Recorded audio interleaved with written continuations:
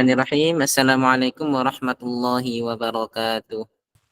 Waalaikumsalam warahmatullahi wabarakatuh.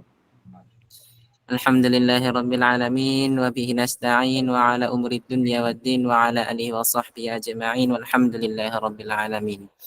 Puji syukur atas kehadirat Allah Subhanahu wa taala yang telah memberikan kesehatan kepada kita sehingga bisa menjadi wasilah bagi kita untuk mengikuti perkuliahan kita pada hari ini online secara mandiri. Tak lupa kita ucapkan salawat beserta salam kepada Nabi Allah kita Nabi Muhammad sallallahu alaihi wasallam yang semoga Allah izinkan di yaumul hisab nanti mendapatkan syafaat dari beliau. Amin ya rabbal alamin. Saya ucapkan sebagai ketua kelas taqabbalallahu minna wa minkum wa taqabbal karim. Semoga Allah menerima amal-amal kita. Dan saya pribadi mohon maaf atas segala kesalahan yang pernah saya buat kepada teman-teman. Semoga kita menjadi orang-orang yang termasuk orang-orang yang pemaaf, yang senantiasa memaafkan setiap insan yang melakukan kesalahan kepada kita. Baik, ini untuk presentasinya kelompok berapa ya? Kelompok 6. Baik, untuk kelompok 6 saya persilakan untuk melakukan presentasi.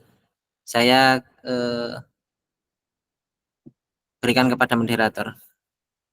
Baik, terima kasih. Sebelumnya saya awali. Assalamualaikum warahmatullahi wabarakatuh. Waalaikumsalam warahmatullahi wabarakatuh. Yang terhormat Bapak Satria Nugraha Adiwijaya MPD selaku dosen pengampu mata kuliah Sastra dan Bahasa dan Sastra Indonesia MI atau SD dan teman-teman yang berbahagia. Di sini kami dari kelompok 6 yang beranggotakan saya sendiri Latifah Aliandini dan kedua teman saya yaitu Nadlifah Nurul Aini dan juga Oktavia Diana Anggrani. Di sini kami akan mempresentasikan tentang sejarah dan perkembangan sastra di Indonesia. Sebelum kita memulai presentasi pada pagi ini, maka kita bersama-sama membaca basmalah terlebih dahulu. Bismillahirrahmanirrahim. Materi yang pertama akan disampaikan oleh Oktavia Diana Anggraini. Kepadanya dipersilahkan.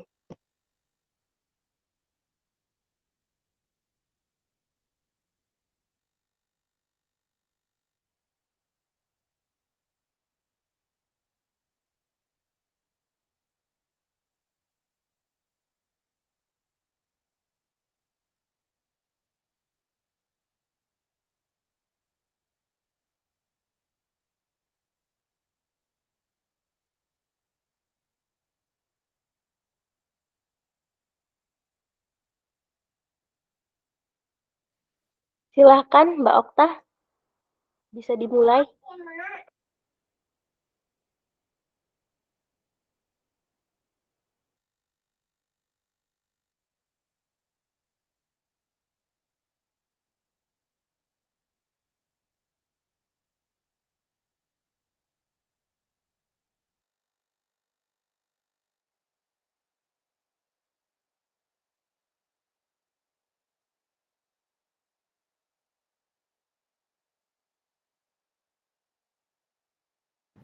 Silakan pemateri untuk mempresentasikan.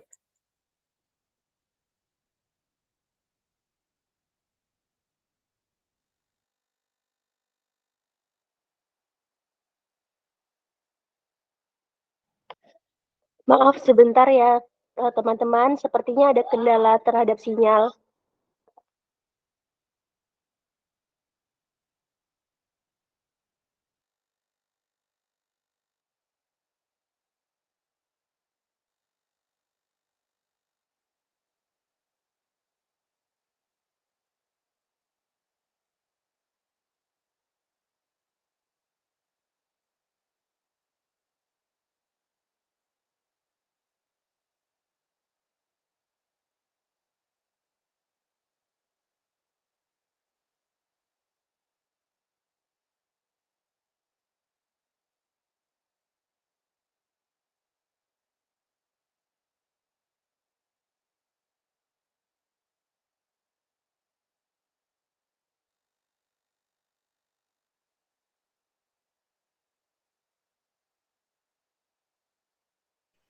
Maaf ya teman-teman, sinyalnya jelek. Pengertian sastra. Sastra adalah kata serapan dari bahasa Sanskerta, yaitu sastra yang berarti teks yang mengandung instruksi atau pedoman. Sastra berasal dari kata dasar sas atau sas yang berarti mengarahkan, mengajarkan, memberi petunjuk atau instruksi, dan tra yang berarti alat atau sarana. Teks sastra juga tidak hanya teks yang berisikan tentang instruksi ajaran, lebih dari itu, dalam bahasa Indonesia kata ini biasa digunakan untuk merujuk kepada kesastraan. Apa sih itu? Persuratan atau sebuah jenis tulisan yang memiliki arti atau keindahan tertentu, menyatakan bahwa sastra adalah hasil kegiatan kreatif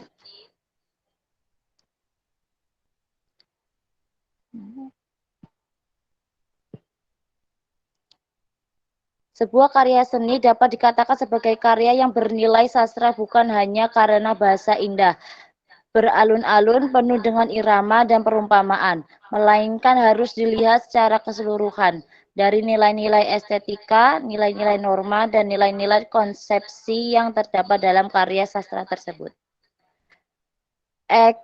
Eccleton memberi pendapat bahwa sastra tulisan indah yang mencatat sesuatu dalam bentuk bahasa yang dipadatkan. Mbak, ini sih Mbak. Didalamkan, dibelitkan, dipanjang pendekkan, dan diputar balikan, dijadikan ganjil atau cara mengubah estetis lainnya melalui bahasa alat bahasa.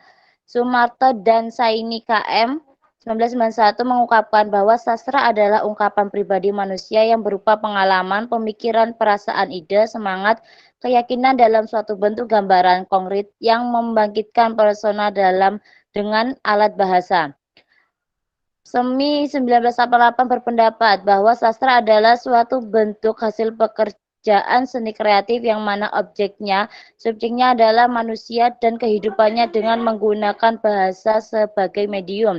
Mursal 1978 dalam Arfani 2003 menyatakan bahwa sastra adalah ekspresi fakta artistik dan imajinatif sebagai manifestasi kehidupan masyarakat melalui bahasa sebagai media dan memberikan efek positif bagi kehidupan manusia. Berdasarkan pendapat ahli di atas, dapat disimpulkan bahwa sastra merupakan karya seni yang berisi ungkapan ide kreatif manusia yang dituangkan dalam media bahasa, baik lisan atau tulisan.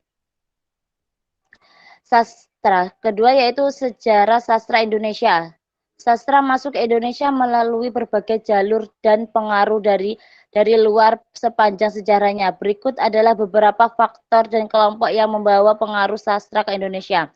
Yang pertama yaitu pengaruh Hindu-Buddha. Sastra India, terutama dalam bentuk naskah klasik seperti Ramayana dan Mahabharata, membawa pengaruh besar ke Indonesia pada masa prakolonial. Pengaruh ini tercermin dalam sastra Jawa klasik seperti Kakawin Ramayana dan Kakawin Bharatayuda. Yang kedua yaitu pengaruh Islam. Masuknya Islam ke Indonesia pada abad ke-13 juga membawa pengaruh sastra Arab dan Persia. Karya-karya sastra Islam seperti syair-syair, sufi, dan hikayat-hikayat Islam menjadi populer di kalangan masyarakat Indonesia. Yang ketiga yaitu pengaruh Eropa. Sastra Eropa mulai masuk ke Indonesia pada masa kolonial, terutama setelah kedatangan bangsa Portugis, Belanda, dan kemudian Inggris. Para penjajah dan pedagang Eropa membawa karya sastra mereka ke wilayah Indonesia, memperkenalkan sebagai genre seperti prosa, puisi, dan drama Eropa. Selanjutnya kepada Mbak Nadifah.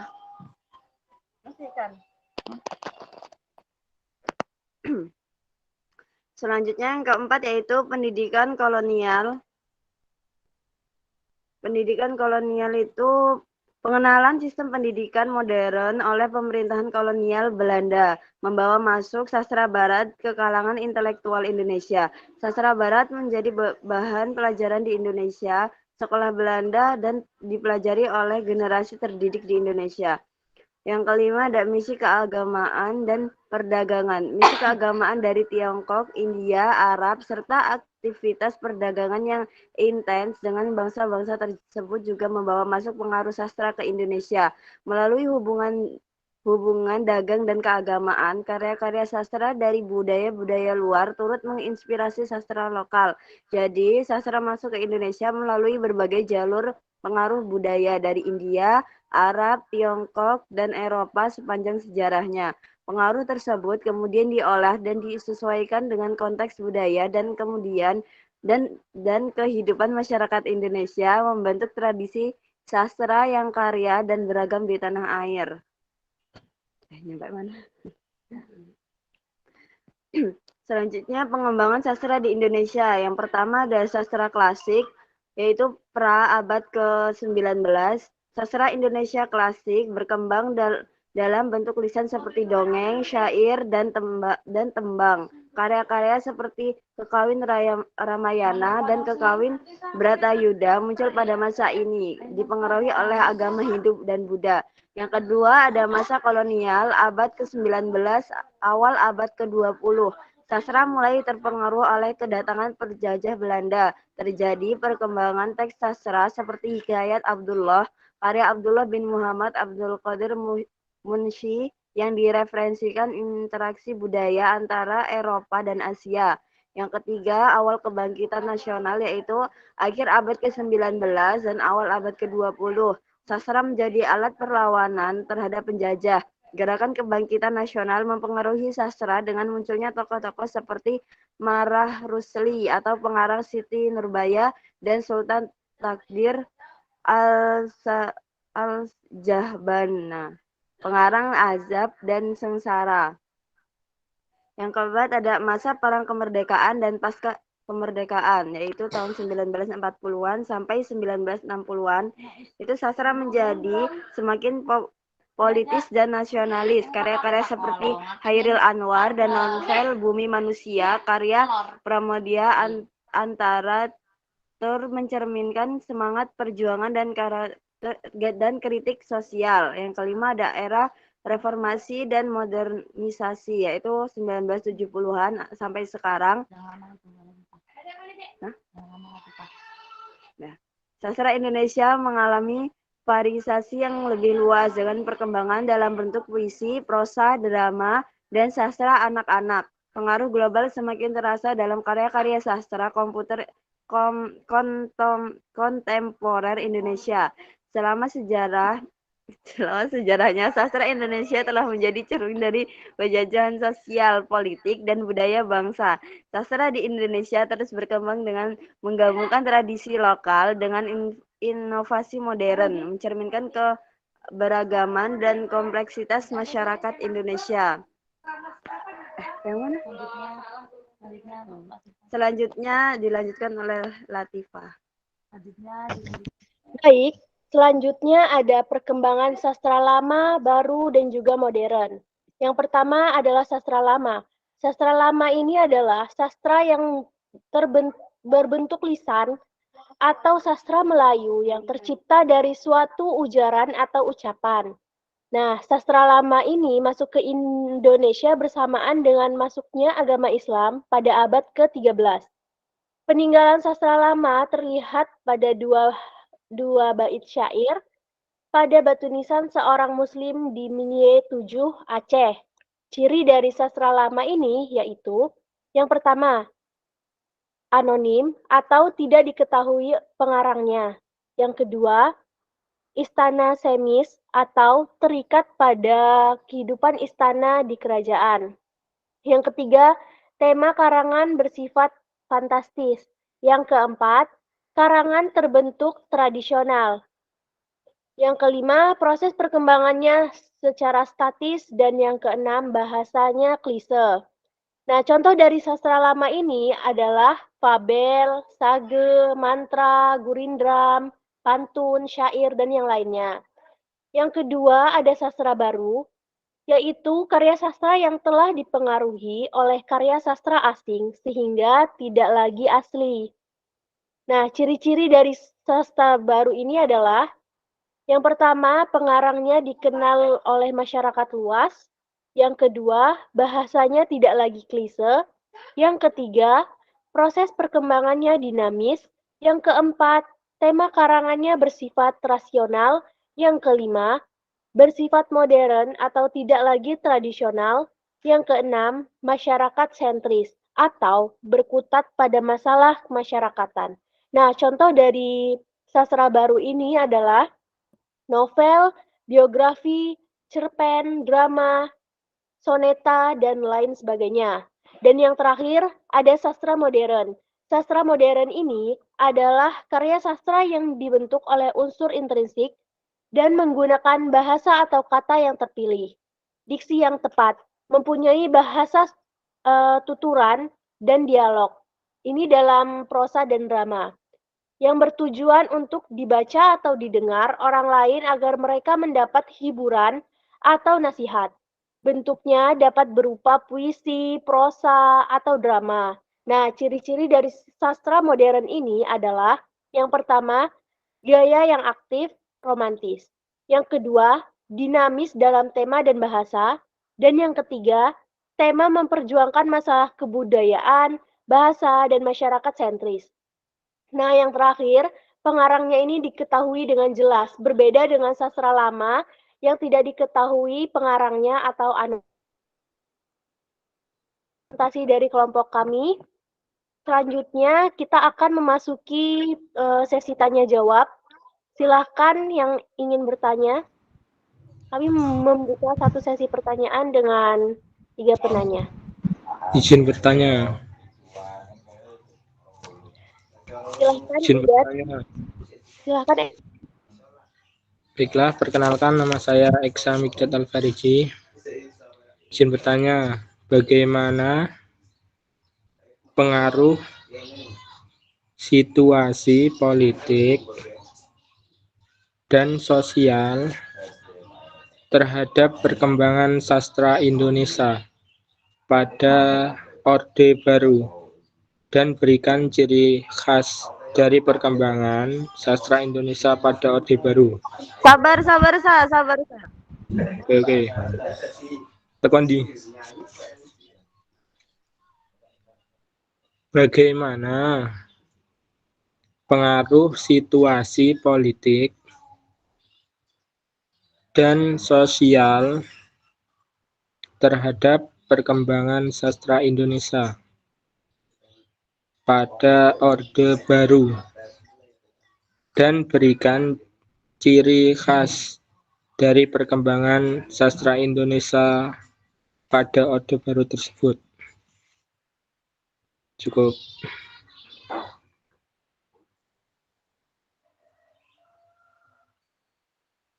Baik, terima kasih. Selanjutnya ada yang ingin bertanya? Saya bertanya. Ya, silakan Mbak Vivin. Kan tadi kan ciri-ciri dari sastra baru yaitu bahasanya tidak kles. Apa maksud dari bahasa yang tidak kles? Baik, sebentar ya, dicatat dulu. Apa yang dimaksud? Apa yang dimaksud bahasa yang tidak kles? Dengan bahasa yang... Baik, terima kasih. Selanjutnya, Izin bertanya, silakan Mia. apakah literatur mahasiswa dapat mempengaruhi perkembangan sastra Indonesia secara keseluruhan, serta berikan alasannya? Maaf, bisa diulangi? Apakah? Apakah literatur mahasiswa dapat mempengaruhi perkembangan sastra Indonesia secara keseluruhan, serta berikan alasannya? Terima kasih.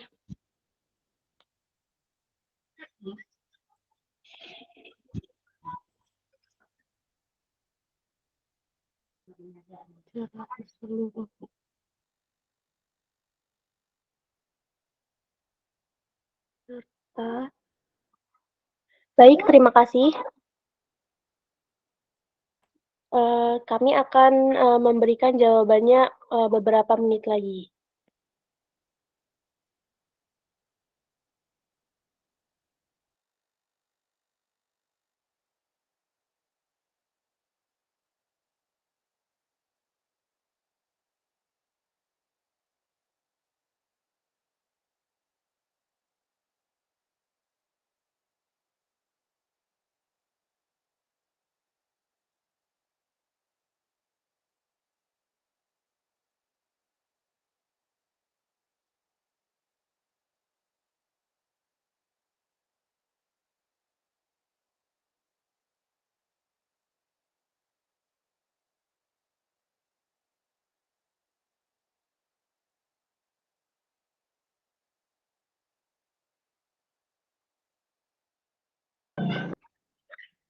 Baik, saya akan menjawab pertanyaan dari Examdat tentang bagaimana pengaruh situasi politik dan sosial terhadap perkembangan sastra dan ciri khas dari perkembangan sastra Indonesia pada Orde Baru. Nah, pada Orde Baru itu kan situasi politik dan sosialnya memainkan peran penting dalam perkembangan sastra Indonesia pada masa Orde Baru, yaitu pada 1966 sampai 1998. Pada masa ini, pemerintahan Orde Baru di bawah Presiden Soeharto memberlakukan kebijakan politik otoriter yang berpengaruh secara signifikan terhadap kehidupan sosial budaya dan khususnya dunia sastra di Indonesia. Nah, pengaruhnya itu apa saja? Yang pertama, ada pembatasan kebebasan berekspresi. Jadi, pada masa Orde Baru ini, karya sastra harus mematuhi ideologi dan nilai-nilai yang diinginkan oleh pemerintah, seperti penguatan ideologi Pancasila dan kebijakan nasionalis. Yang kedua, kebijakan pembatasan dan censorship. Yang ketiga, mendorong sastra nasionalis dan propaganda. Nah, berikut ini ciri khas dari perkembangan sastra Indonesia. Sastra yang mengikuti ideologi. Yang kedua, penggunaan bahasa yang sederhana. Yang ketiga, penekanan pada karya sastra yang mendidik. Dan yang keempat, penggunaan sastra sebagai alat propaganda. Jadi sastra itu dijadikan alat propaganda untuk memperkuat legitimasi pemerintahan dan menggalang dukungan pemerintah. Baik, bagaimana Saudara Eksa? Siap-siap, oke. Selanjutnya, pertanyaan dari Vivin akan dijawab oleh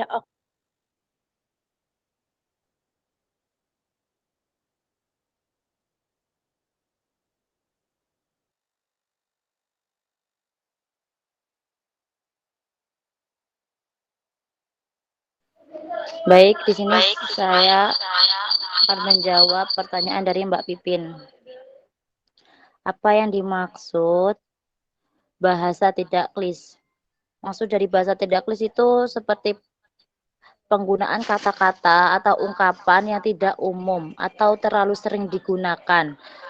Seperti kata-kata yang tidak lazim atau terlalu umum ini menekankan kreativitas atau orisinilitas dalam komunikasi, pertanyaan yang unik atau pemilihan kata yang tidak biasa. Gimana Mbak Pipin? Baik, Mbak, terima kasih.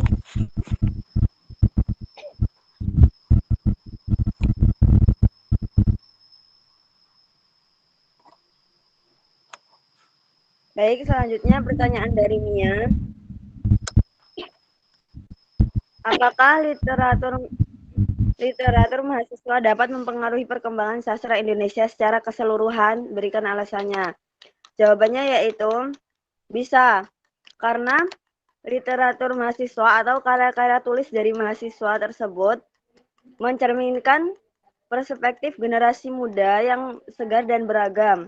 Mereka membawa hal-hal positif kayak gagasan baru, kemudian penulisan inovatif, tema yang relevan dengan perkembangan zaman. Jadi para mahasiswa yang penulis, yang mahasiswa itu dia mengikuti zaman yang dapat merangsang perkembangan sastra di Indonesia secara keseluruhan.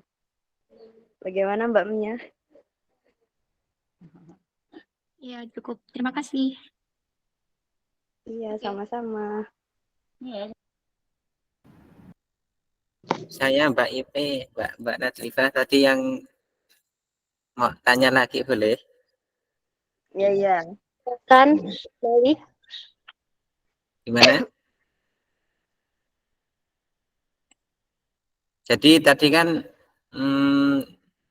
ya tadi mempengaruhi sastra perkembangan ya. Nah, ada nggak tadi dari perspektif tersebut ada nggak penyebab kemundurannya gitu? Ada nggak kemunduran sastra gitu? Atau selalu berkembang?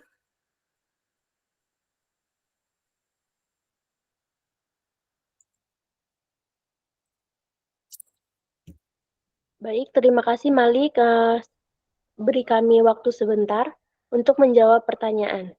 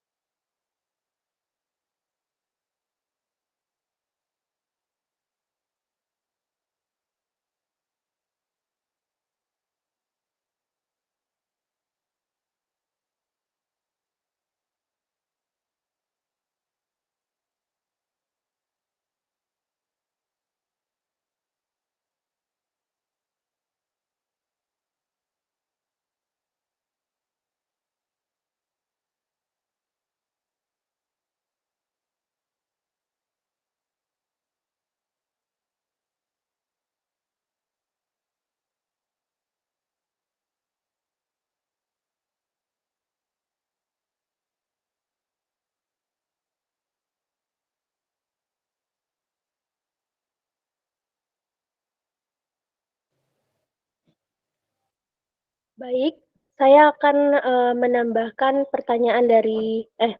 menambahkan jawaban dari Nadlifah tadi. Tadi kan yang sudah ditanyakan oleh Nia sudah dijawab oleh Nadlifah.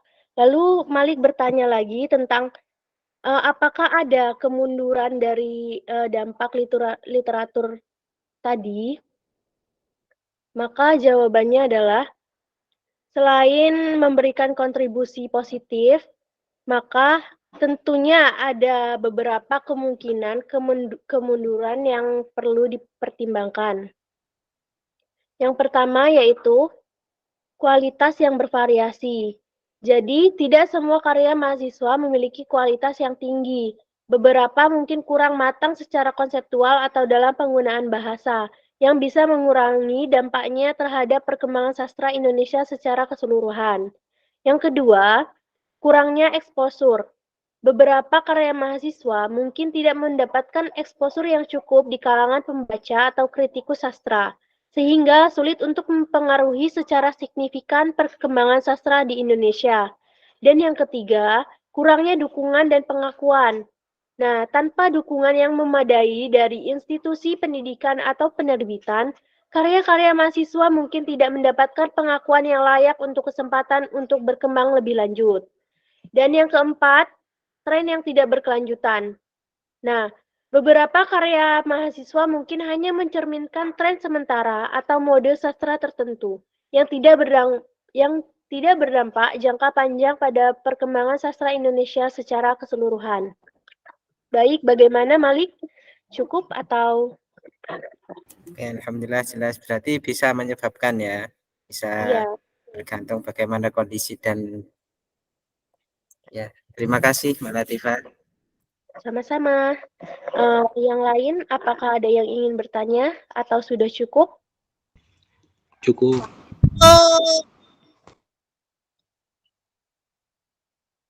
Cukup ya. Lalu untuk kesimpulan dari materi yang kita hari ini, apa ya Mbak? Yang dapat kita ambil.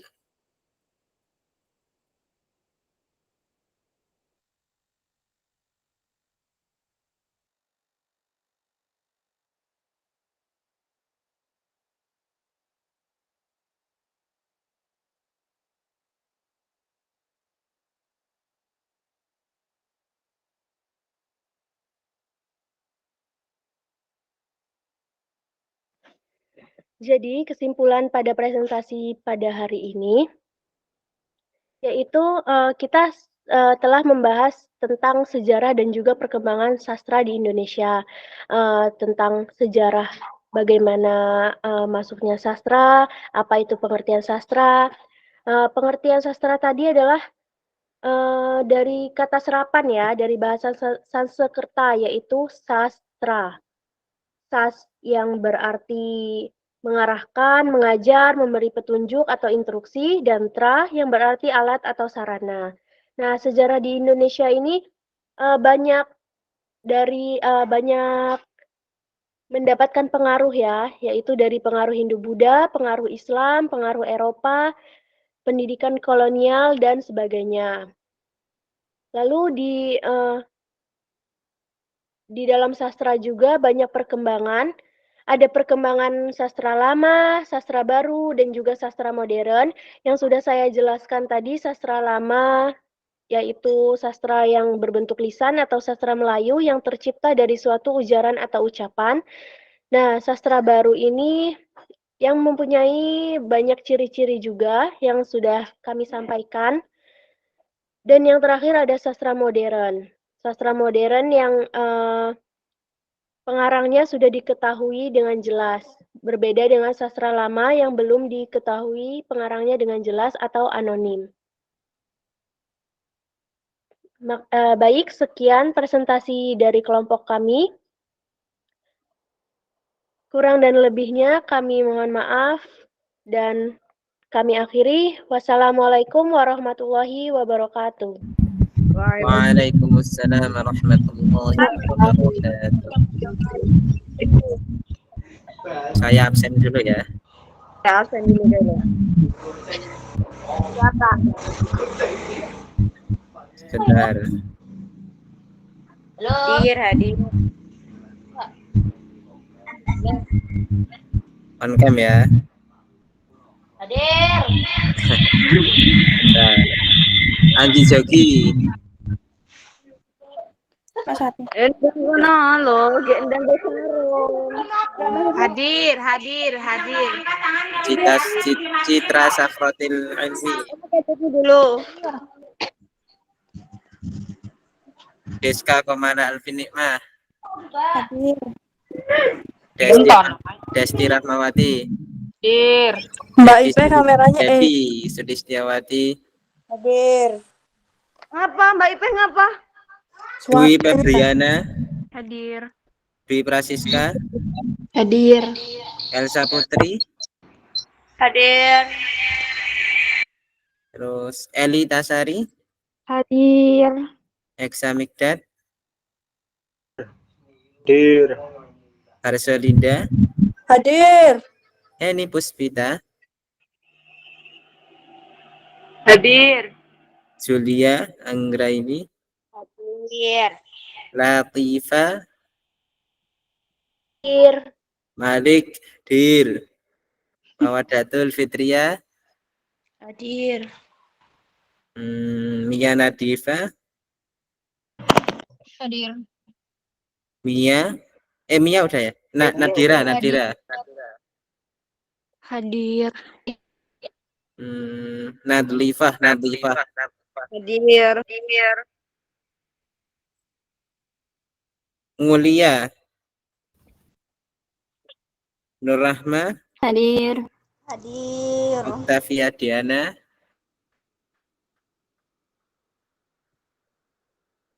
Octavia.